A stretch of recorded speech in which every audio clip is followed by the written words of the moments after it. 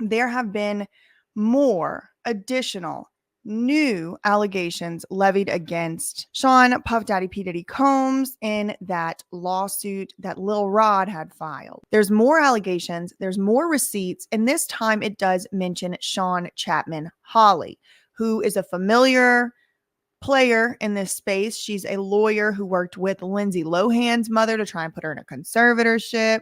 Shawn Chapman Holly has also worked for some unsavory and untoward characters. She's been involved with the Britney Spears case and the Sam Lutfi and all of that.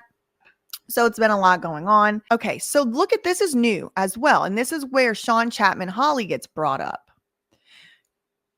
Chalice Recording Studios and defendants Sean Combs and Justin Combs, Representative Shawn Holly, provide conflicting and intellectually dishonest accounts concerning the shooting. Chalice Recording Studios and defendants Diddy and his son, their representative, that's their lawyer, Shawn Chapman Holly, provide conflicting and dishonest accounts concerning the shooting. Let me just make sure there's not, because there's some really graphic photos in this lawsuit. I'm not trying to show them for many reasons. Okay, we're good. So this is another brand new piece of evidence we have not seen before. This is a DM on Instagram from Chalice Recording, and it says, I don't know when this was from. Let's see. Instagram message from Chalice Recording Studios. Upon information and belief, Shawn Holly claimed that she had evidence the shooting took place several blocks away and that G returned to the studio after being shot. So there's a file. Let's see. She previously represented Tory Lanez and Danny Masterson. Yes. So Shawn Chapman Holly was Tory Lanez's lawyer and also Danny Masterson, the Scientologist with the S assault. So I told y'all this woman gets around. She's made her rounds. That's Shawn Holly. And then they have a link right here as footnote 6. Okay. So the lawyer, Shawn Holly, the one who represented Danny Masterson, she is claiming she has evidence that the shooting took place several blocks away from the recording studio, but then G returned. Now, remember in the complaint, the original one that we read, G got shot by Diddy or his son in the bathroom of the Chalice recording studio. So right now it's up at issue. Did he get shot even in that studio? If he did, who shot him? Was it Diddy and his son? Was it Diddy or the son? Was it neither? Who knows if he was even shot there, right? The lawyer who represented Danny Masterson and is also now representing Diddy and his son and this Chalice company, she's saying she has evidence that this took place down the street. So let's see what it is. Here is the recording studio photo of it. In the photo above, the white van is blocking a security gate. To enter the building, you have to buzz the gate and announce which session you are there to attend. Once the correct session is confirmed for you, you have to go past another layer of security before you can enter the reception area. Once inside the reception area, you have to identify yourself and the receptionist will check to ensure that you're on the list. To get to the restroom where G was bleeding out, you have to follow a maze. Once you pass the receptionist, you walk down a long hallway, walk past 3 recording studios, turn left, go past the lounge area before you finally arrive at the restroom where G was bleeding out. TMZ also reported that Diddy and his son were not in the studio when the police arrived. This is also factually inaccurate.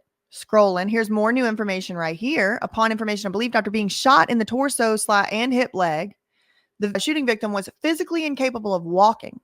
Therefore, the notion that he was shot several blocks away from Diddy's lawyer, Shawn Holly, half a block away, which is from the recording studio, or as he stepped outside of the studio, is implausible. Okay, that's strong evidence. That's definitive. If it's true. He's saying, well, he was shot in the leg and he couldn't walk. So how was he shot blocks down the street and walked back in, or even right outside? So I see what he's saying. He's saying, okay, Shawn, there's a whole bunch of versions of this story. First of all, the TMZ version, then we have the Shawn Holly version, and we have the Chalice Recording Studios version. None of them adds up with the truth, which is that the guy couldn't walk. So how could he have possibly walked back into the studio, gone down a long hall, turn right, turn left, all this stuff? Also, I think it's going to end up being important what the evidence is. Was there blood dripping down all the way down the hall, or was it only in that bathroom? Because if it's only in that bathroom, it's going to be very difficult for Shawn and P. Diddy and all them to explain how he got shot twice and didn't drip one drop of blood till he got down the maze, back around the hall, around the corner, mulberry bush then onto that bathroom. Y'all see what I mean? If G could do as much walking as Shawn Holley and Chalice Recording Studios claim, then the plaintiff would not have been required to physically pick him up off the restroom floor and walk him through the maze that is CRS for him to receive care from the ambulance. Right. That is what he had said he had done in the lawsuit. He was like, everyone was just standing around and I had to actually help this man get up and go walk to the ambulance.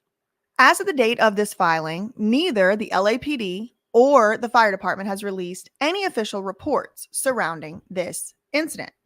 There's been no body camera footage or 911 call recording. What's even more disturbing is that there has been no sighting of the shooting victim. Oh, that's news to me. Remember that guy that got shot in the recording studio? He hasn't been sighted. There's no sight of him. That's happened since. That's what we're being told in this new filing from yesterday. The LAPD has only released a vaguely written news release dated September 12th, 2022.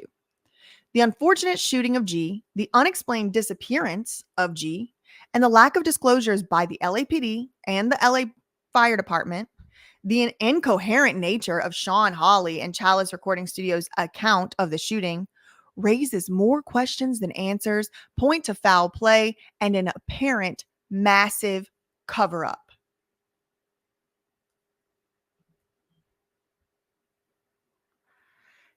Tyrone Blackburn is not playing with these people. The unfortunate shooting of him, the unexplained disappearance of him, lack of disclosures by authorities, and the incoherent nature of all these people's stories that don't agree with each other screams a massive cover-up. That's what this lawyer is saying in these filings. Yes, he is. Yes, he is. Okay. Had law enforcement under control, allowed to wreak havoc. In the wake of the federal raids, 50 Cent has continued to mock Diddy and teased an investigative docuseries entitled Diddy Do It. Another thing about 50 Cent that has come out in the last couple of days, and I didn't know this. I'm not as, quite up to speed on everybody's names and everything. But apparently and allegedly, the name of at least one of 50 Cent's children's mom is Daphne Joy. And Daphne Joy might sound familiar to y'all because it was in that paragraph where we talked about Robin Greenhill, who is Diddy's accountant, who was allegedly, according to this Lil Rod lawsuit, Robin Greenhill, the accountant, was kind of wiring funds to the S workers and other people. So Robin was in coordination with wiring funds to these S workers and all that. She's TriStar Sports and Entertainment. But one of these S workers mentioned, in addition to Young Miami, was Daphne Joy. Well, apparently and allegedly, that is 50 Cent's child's mother. And now 50 Cent is on Instagram going, I didn't know she was a S worker. You little S worker, you, LOL. This is like a movie. And that's interesting to me. Let me see if I can pull up. But I have a little bit of a conspiracy theory on this Daphne Joy lady because it's just like the whole little ring is just starting to all it's the same people showing up over and over. There's 7 billion people in the world, 8 billion, however many. And it's like the same people keep showing up because Daphne Joy wasn't only listed as a alleged worker at Diddy's on the Diddy payroll, but also she's at least been in some way romantically, sexually involved with 50 Cent, who those two are rivals. Like 50 Cent cannot stand P. Diddy. And he's always like making jokes about him and stuff. And then Daphne Joy also dated Jason Derulo. Well, P. Diddy and Jason Derulo are both Lou Taylor clients. And by Lou Taylor clients, I mean Robin Greenhill clients, who's the accountant for P. Diddy. So we know for sure Jason Derulo is managed by, or was business managed by, Lou Taylor. And so is P. Diddy, who apparently they go way back. And it's like this one lady who's literally now in court documents being alleged to be a S worker on the payroll being paid by TriStar, also dated another Lou Taylor client. Again, she's a big name in Hollywood. A lot of her clients probably overlap, but I'm just saying.